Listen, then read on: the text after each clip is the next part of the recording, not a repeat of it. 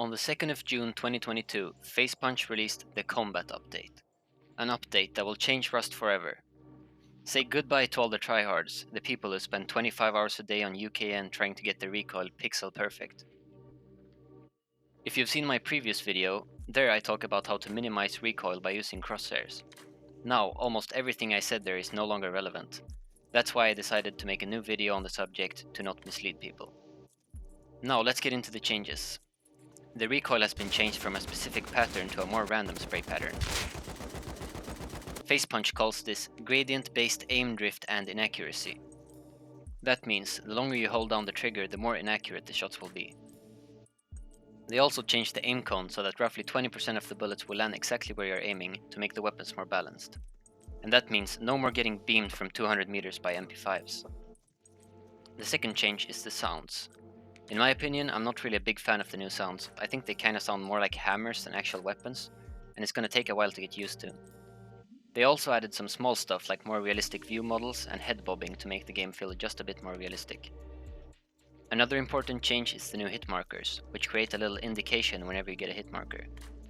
They also added crosshairs, although they disappear when you aim in with a weapon, which is why I think that the overlay crosshairs I mentioned in my previous video are still usable.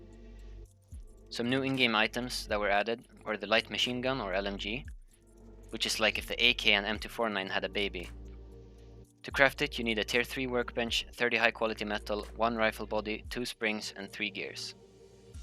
It has a magazine of 60 bullets, but it can go higher than that using the new extended magazine, which is an attachment you can put on all automatic weapons. This grants an extra 25% ammo capacity, is a tier 2 blueprint and costs 10 high quality metal to craft. Scientist NPCs have also been added to launch site, and yes, these scientists can unfortunately heal. Next up, the long-awaited Graffiti Pack has finally been added, making your artistic dreams come to reality. You can spray in free mode, allowing you to paint absolutely anything, or you can choose decals, such as this beautiful one right here. The new Hapis Island 2 map has finally been released, adding a bunch of new custom monuments for people that are bored of the plain old regular ones. Those are the biggest changes so far, but we also got some small quality of life updates. You can now craft pistol bullets and rifle bullets in a mixing table, as long as you have the blueprint. This is really good because it can save a lot of time in your crafting queue. Horses now run faster on railroads. You can see on the display in the overground trains how many cars are connected.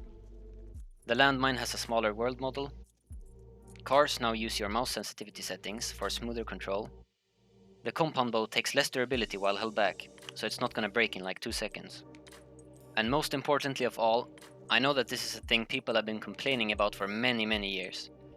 They finally fixed projectile.invalid. Yes, that thing that stops someone from dying when you headshot them with a shotgun from point blank range. It's finally gone. Well, at least according to Facepunch. That's about it for this update. Comment down below if you think this will completely ruin the game or if you think it makes it better.